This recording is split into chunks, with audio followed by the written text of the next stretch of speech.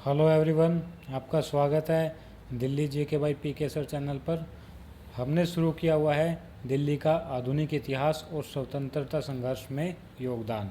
तो इसमें हम देख चुके हैं कि आधुनिक काल में यानी मॉडर्न इंडिया या मॉडर्न हिस्ट्री में दिल्ली की पोजीशन और जो स्वतंत्रता संघर्ष में दिल्ली का क्या क्या योगदान था। ठीक है, तो अभी तक हम पढ़ चुके थे 1857 की क्रांति में क्या क्या योगदान रहा। दिल्ली की महत्वपूर्ण घटनाओं में हमने दिल्ली दरबार और राजधानी के रूप में दिल्ली का विकास देख लिया था। आज हम पढ़ेंगे दिल्ली षड्यंत्र केस और इससे आगे।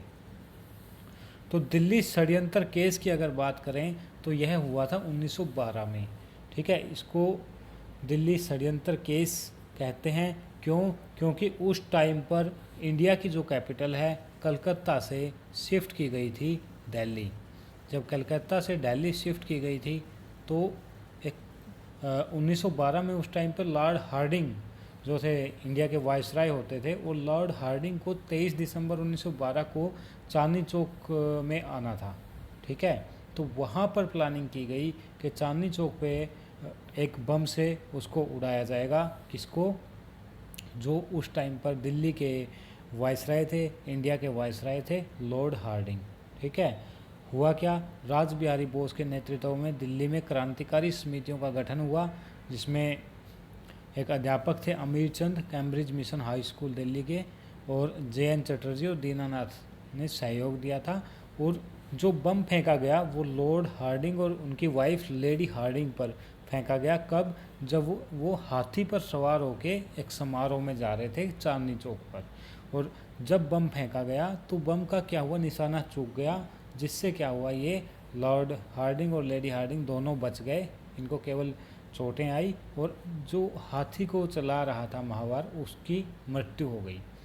ठीक है, महावत की मृत्यु हो जाती है इसमें। और जो जिसको मारना चाह रहे थे, जो ये लॉर्ड हार्डिंग था, इसको मारना चाह रहे थे क्रांतिकारी, और ये बच जाता है। हालांकि यह काफ़ी घायल होता है लेकिन अल्टीमेटली बच जाता है।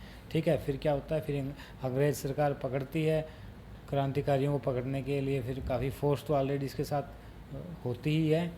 तो काफ़ी दिनों बाद, कुछ टाइम बाद ये पकड़े जाते हैं। ठीक है, कौन कौन पकड़ा जाता है? इनमें से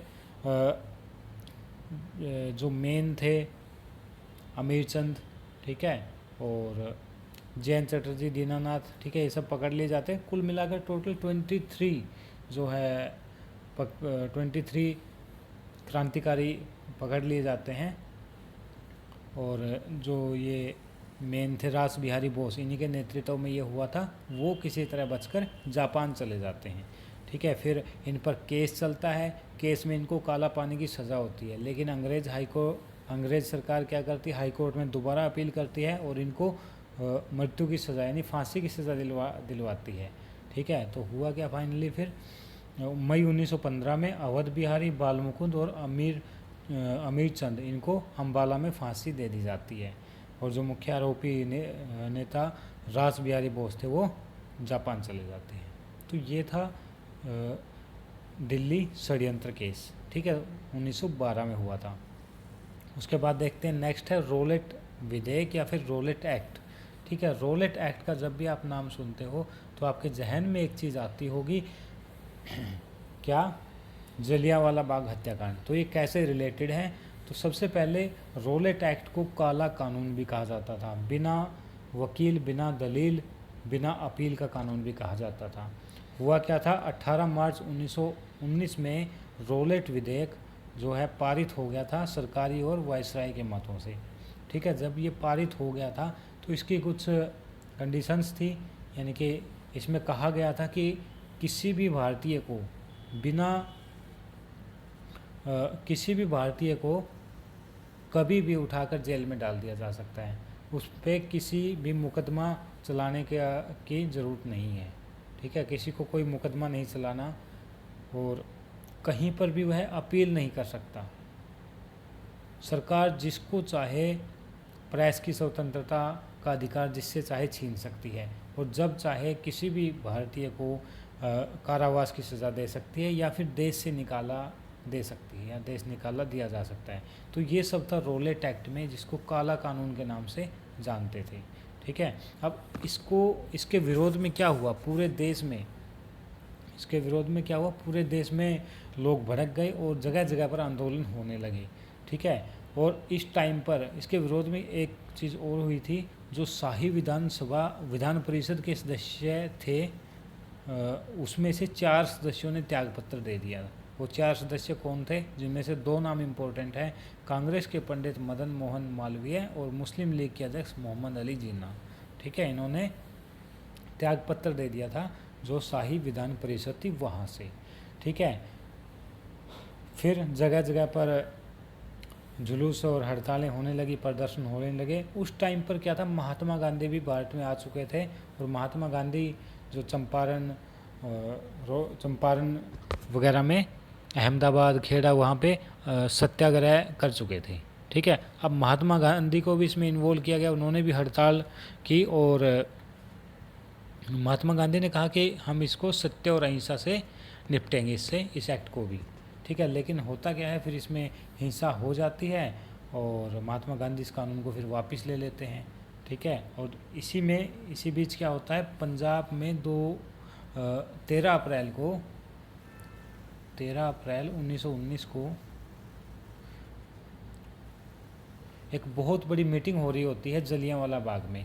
उसका कारण क्या होता है, जो मीटिंग होती है या फिर भीड़ इकट्ठा हो रही होती है, उसका कारण था कि जो 2 नेता थे, सैफुद्दीन किचलू और सत्यपाल, उनको गिरफ्तार कर लेती है गवर्नमेंट इस रॉलेट एक्ट के तहत।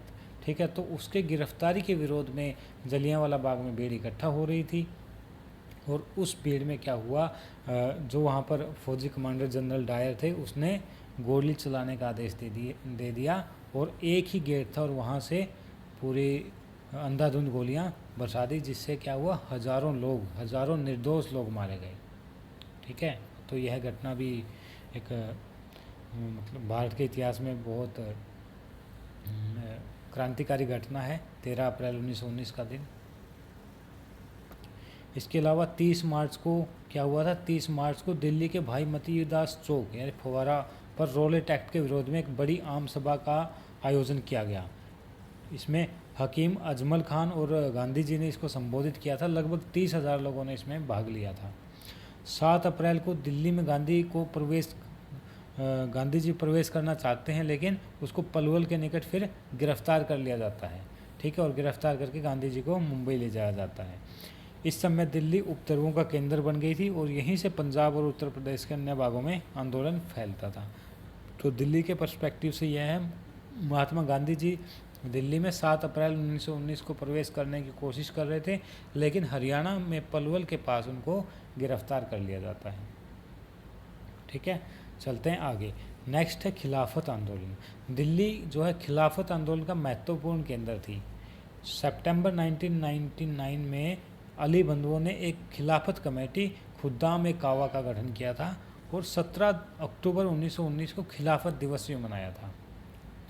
23 नवंबर 1919 को पहला सम्मेलन दिल्ली में फजलुल हक और महात्मा गांधी की अध्यक्षता में हुआ। किसका?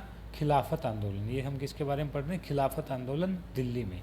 ठीक है, खिलाफत आंदोलन में क्या था? विदेशी वस्तुओं का बहिष्कार और पुनर्गठित परिषदों का बहिष्कार था। इसके मुख्य नेता थे डॉक्टर मुख्तार अहमद, हसन मोहानी और मुफ्ती किफ़ायत उल्लाह और मौलवी अहमद सैयद। ठीक है, ये थे खिलाफत आंदोलन के प्रमुख नेता। तो आज के लिए हम वीडियो को यहीं पर रखते हैं। अगर आपको वीडियो पसंद आ रही है और दिल्ली जीके से रिलेटेड आपको कुछ भी जानकारी चाहिए तो हमारे चैनल को ज़रूर सब्सक्राइब करें। ठीक है, thank you. Delhi GK by PK sir, channel को ज़रूर सब्सक्राइब करें। Thank you.